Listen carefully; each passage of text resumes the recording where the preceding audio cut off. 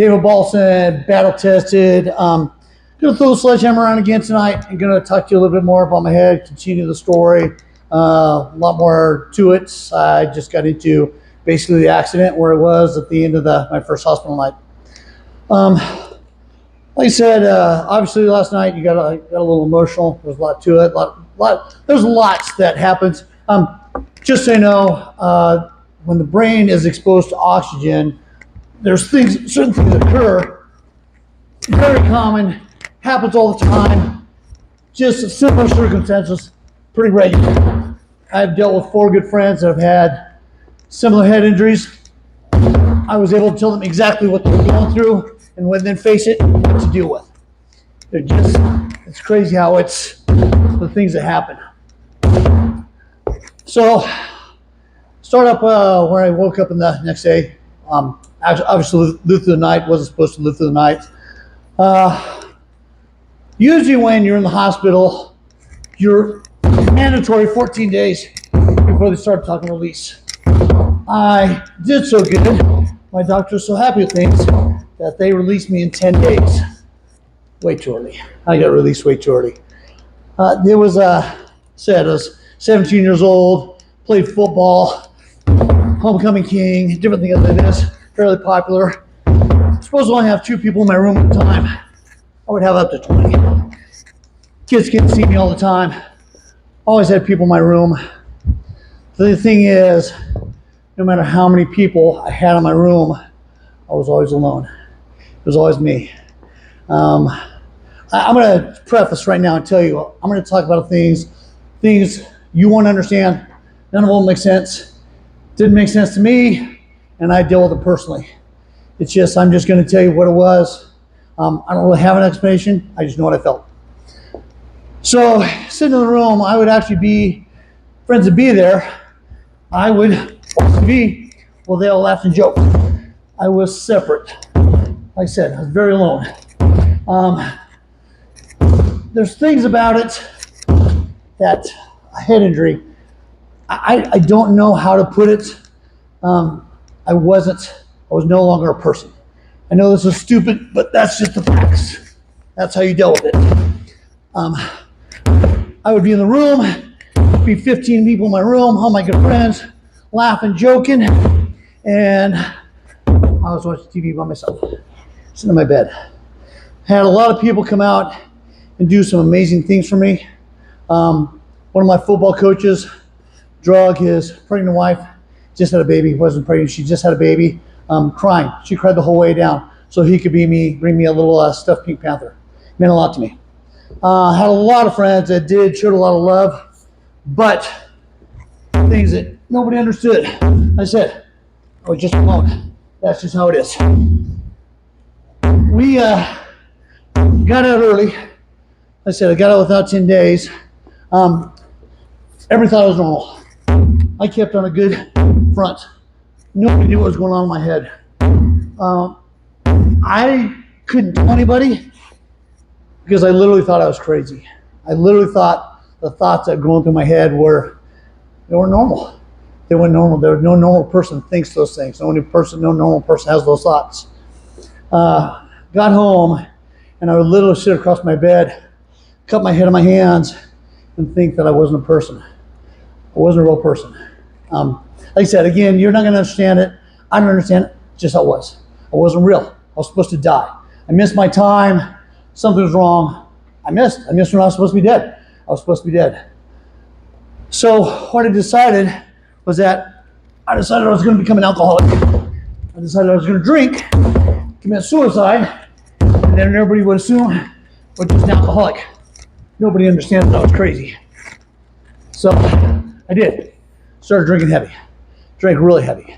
A lot of my friends can tell you stories that I was drunk all the time. Like I said, what I thought something happened. Well, they all did. They all thought I was an alcoholic. Probably pretty much was. And that was my excuse. So if something happened to me, everybody just go, oh, Nate was an alcoholic. They wouldn't understand that I was nuts. There was a lot to deal with. A lot of emotion went into it. I spent so much emotion by myself trying to rationalize things and keep my sanity, that I didn't have a lot of emotion to deal with my anger. I was angry all the time. I scared off a lot of good friends. A lot of good friends wouldn't want to be around me because I lost my temper so easy. I almost beat up my girlfriend. Threatened a lot of people. Violently. Said, unfortunately, I couldn't express it and couldn't tell the people that were my good personal friends that I treasured their friendship what was going on to my mistake. I am not a big therapy person, but I absolutely believe it was a mistake for me not to go to therapy. Just to have somebody to talk to, just to have somebody to express what's going on. Firmly believe, and I look back on it and I realize now that what I had was a form of PTSD, and firmly believe that it's a poison. It's poison in your system and you need to get it out. The reason I'm here right now, to show people what it is. You got to get those things out of you. He says, what you have to understand is, for me, it didn't matter. People understood what I was going through. That wasn't the point. I needed to express it. And I can say that now, I didn't understand it then. Now that some 30 years later, I've been able to get it out and talk about it openly. I realized how important it was to get that poison out of my system. Didn't realize it then. Drank a lot, excessively. Had a lot of problems with angers. I didn't confront it, and I wish I would have. I wish I would have faced it head on.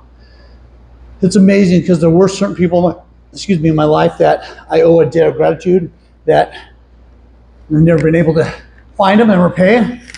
I have a post on Facebook right now looking for somebody that's that next girlfriend that weren't for her, weren't for Cezanne McClelland, I'd probably be dead. She was a little snot, always picking fights with me, always starting shit over something stupid. But fortunately, I was able to get out all that anger appropriately and deal with it. And it helped me a lot. Honestly, don't be afraid to come out and talk about things. Don't be afraid to tell people what's going on. They don't have to understand. People don't have to understand. That was my problem, because I wanted somebody, I thought when I needed was somebody to go, oh, here's your problem, this is what you're dealing with. And I didn't. I needed somebody to listen. I needed somebody to just be there and listen to me and understand that what I was going through was appropriate. It was okay. Whatever I was going through was okay. We try to, as friends, sometimes we try to solve each other's problems. That's not always what we need. Sometimes we just need an ear. We just need somebody to go, it's okay. I know the Good Will Hunting thing is silly when he just says, it's not your fault, it's not your fault, it's your fault, make us heal. But at some point, that's what we need. That's what we need when we're a mess. We just need to know that it's not our fault. It's okay to feel the things we do. It's okay for that. And I only learned that by doing, like I said, dealing with this. It took me 20 years before I finally started actually healing. And it's been a slow process. I was extremely suicidal. I absolutely felt like I should have died. So in the process, I became very, very self-destructive. I am still, to this day, very self-destructive. I don't know limits. I did anything and everything that I thought would bring me closer to death. I've done a lot of drugs. I've done a lot of drugs over my time. Everything. Tried everything. I always mixed and match. Somebody gave it to me, I took it. Didn't matter. Because I was always at that edge trying to push the limits of what I could get away with. I was bent on dying. It's still a struggle for me. It's still a struggle for me not to do. It's easier for me to fall back into that and go back into the things of doing whatever. In my line of work, I'm around a lot of stuff that comes up, and I'm not the one to abstain. I'm not the one to say no. I still find it hard to jump right back in. And I do it to excess. It's a constant battle for me. Right now, I'm trying to get myself back in order, trying to get myself back in a position with God where I'm doing better. And it's much more of a fight. I have always been that person on the fringe, and my head accident only excelled that, made it more apparent. So it is a fight. It's a fight I continue daily. I fight. I'm fortunately for me, I'm lucky that I'm not addictive. I can walk away from anything. I have walked away from everything. No matter what I did, I was able to do it. Just within the past couple months, I've done some stuff that probably shouldn't have walked away from, but I could. I don't have that. Thankfully, I don't have that in me. And my family does.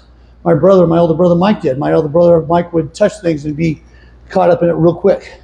And thankfully, I'm not that way. Fortunately, this one isn't as emotional. I'm going to get back and talk about some other things. I had some other things, some follow-ups that happened that I'm going to save for my next video that are really, really emotional for me. Actually, what's funny is I'm going to talk about my healing. I'm going to talk about how I actually came to making a big jump and making myself better. The person that hit me over the head, his name is James Judy. He and I are personal friends now because of his path and what he was doing for himself. He came to me, made amends, and that's going to be my story. I'm going to tell you about it. And we have, in fact, speaking of, I probably need to reach out to him and see how he's doing. Last time I talked to him, he had a son that was dealing with addiction and dealing with his own problems. And it's amazing what healing can bring about. Okay, I'm going to get emotional talking about healing. Oh man, you know what? This world is so small, and I have a firm belief that we need each other. We absolutely need one another. We're in a world where there's a lot of separation, a lot of anger, a lot of hostility, a lot of racism that's going on, a lot of these other things, and it's being propagated by governments, by people they want us separate so they can control us. Fact is, bottom line, we need each other. I don't care what race, I don't care what gender, I don't care what beliefs, I don't care anything. We need each other. That's how we do it. That's how we're going to exist. All right, I think that's it. I think I covered everything I need to cover tonight. And I said I'm going to come back tomorrow night and do one more. It'll probably be really emotional for me because it is about my healing. It is about the recovery I did, which was amazing. It's hard for me not to, when I talk about it, it's hard for me not to jump into it, but I'm going to hold it because that's my favorite part of this story. All right, I think that's it. David Balson, battle tested, looking damn good naked. You guys have a good night. I'm out.